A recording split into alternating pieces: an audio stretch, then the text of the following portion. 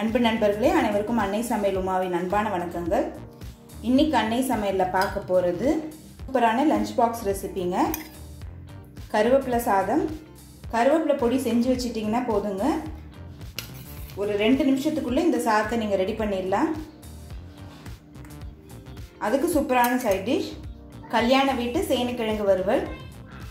இந்த சேனைக்கிழங்கு வறுவல் பார்த்தீங்கன்னா கருவேப்பிலை சாதத்துக்கு மட்டும் இல்லைங்க, எல்லா வெரைட்டி ரைஸ்க்குமே ரொம்ப நல்லாயிருக்கும். வாங்க கருவேப்பிலை சாதமும் கல்யாண வீட்டு சேனைக்கிழங்கு வறுவலும் எப்படி செய்கிறதுன்னு பார்க்கலாம். முதல்ல கருவேப்பிலை பொடி எப்படி செய்கிறதுன்னு பார்க்கலாங்க. அதுக்கு தேவையான பொருள் என்னென்னு பார்த்துக்கலாம். 2 டீஸ்பூன் கடலைப்பருப்பு,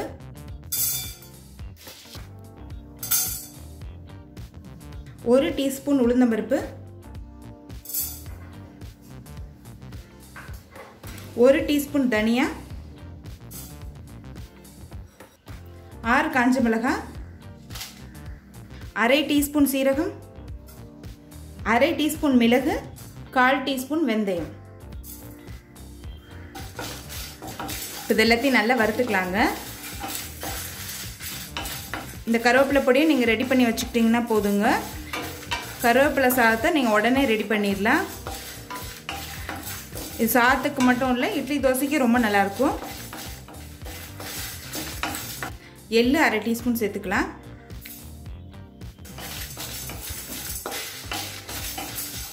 இப்போ எல்லாத்தோட கலரும் நல்லா மாறிடுச்சு. அடுத்தது கருவேப்பிலையை இதில் சேர்த்துக்கலாங்க. 1 கப் கருவேப்பிலை சேர்த்துக்கிறேன். கருவேப்பிலையை கழுவிட்டு ஈரம் போக காய வச்சு அதுக்கப்புறம் சேர்க்குறேன்.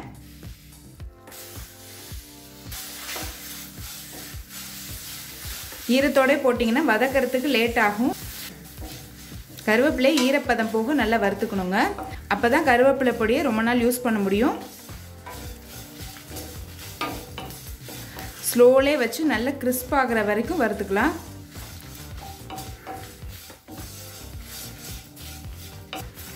இப்போ பாருங்கள், கருவேப்பிலையை நல்லா வறுத்தாச்சுங்க. அடுத்து கொஞ்சமாக பெருங்காயத்தூள், கொஞ்சம் மஞ்சத்தூள், கொஞ்சம் புளி. இப்போ இதையும் சேர்த்துட்டு நல்லா வறுத்துக்கலாங்க. இப்போ எல்லாத்தையும் நல்லா வறுத்தாச்சு. இப்போ இது கொஞ்சம் நேரம் ஆறின பிறகு தேவையான அளவு உப்பு சேர்த்து மிக்சியில் நைஸாக அரைச்சிக்கலாங்க. இப்போ மிக்சியில் எல்லாத்தையும் அரைச்சாச்சுங்க.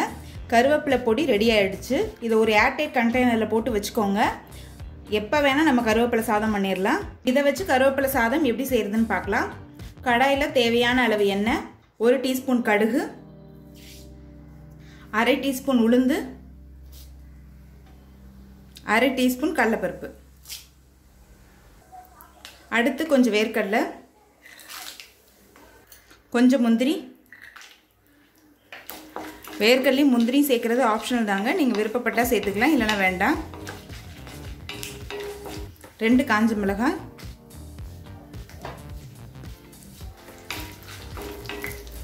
மிளகாய் ஏற்கனவே கருவேப்பிலை பொடி கூட சேர்த்துருக்கோம், அதனால் இப்போ 2 மிளகாய் தான் போட்டிருக்கேன். இப்போ முந்திரி வேர்க்கடலையும் நல்லா கலர் மாறிடுச்சு.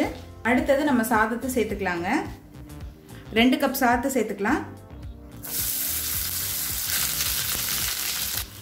தேவையான அளவு உப்பு.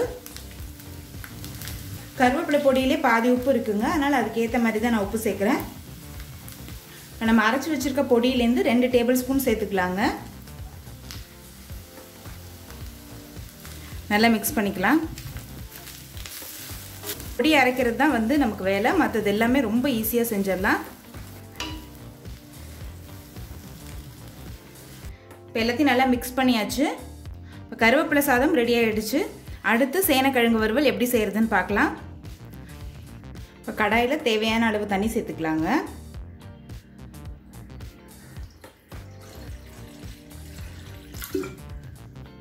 இது கூடவே 250 கிராம் சேனைக்கிழங்கு சேர்த்துக்கலாங்க. கொஞ்சமாக உப்பு, கொஞ்சம் மஞ்சத்தூள், கொஞ்சம் நல்லெண்ணெய். இப்போ சேனைக்கிழங்கு நல்லா வேகிற வரைக்கும் வெயிட் பண்ணலாங்க. இப்போ கிழங்கு நல்லா வெந்துருச்சுங்க. இப்போ இதை எடுத்து தனியாக வச்சிடலாம். கடாயில் தேவையான அளவு எண்ணெய். முதல்ல ஒரு பட்டை, 1 டீஸ்பூன் சோம்பு, கொஞ்சம் கருவேப்பிலை,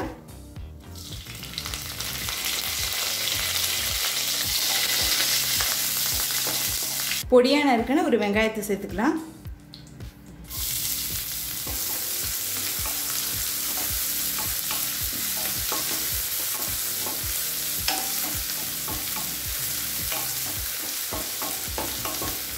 ஒரு டீஸ்பூன் இஞ்சி பூண்டு விழுது,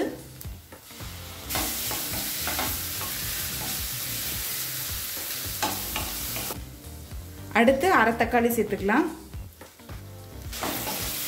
ரொம்ப தக்காளி சேர்க்கணும்னு அவசியம் இல்லை, கொஞ்சமாக சேர்த்தா போதும். ஏன்னா கிரேவி மாதிரி இருக்க போகிறது கிடையாது, கொஞ்சம் ட்ரையாக தான் இருக்கும். அது கொஞ்சமாக உப்பு சேர்த்துக்கலாம். நம்ம சேனைக்கிழங்கு வேக வைக்கும் போதே உப்பு சேர்த்துருக்கோம், அதனால் இப்போ கொஞ்சமாக தான் உப்பு சேர்க்குறேன். இப்போ தக்காளி நல்லா வதங்கிடுச்சுங்க. அடுத்தது 1/4 டீஸ்பூன் மஞ்சள் தூள், 2 டீஸ்பூன் மிளகாய் தூள், 1/2 டீஸ்பூன் காஷ்மீரி மிளகாய் தூள், 1 டீஸ்பூன் தனியாத்தூள்.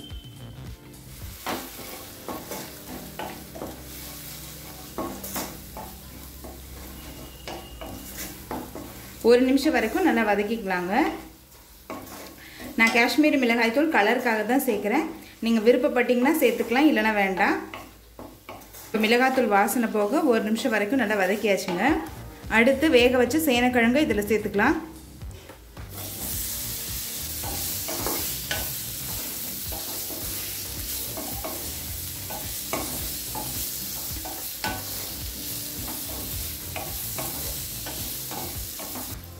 இப்போ இதை ஒரு மூடி போட்டு ஒரு 5 நிமிஷம் ஸ்லோலே வச்சிடலாம்.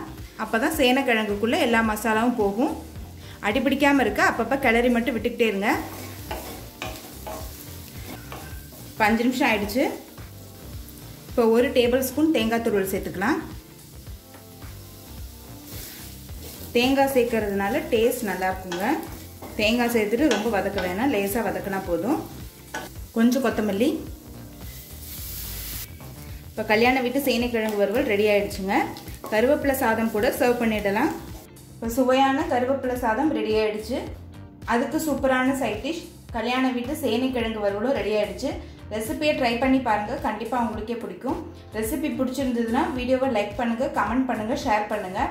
இது வரைக்கும் அன்னை சமையல் சேனல் சப்ஸ்கிரைப் பண்ணலன்னா சப்ஸ்கிரைப் பண்ணுங்கள். தேங்க்யூ.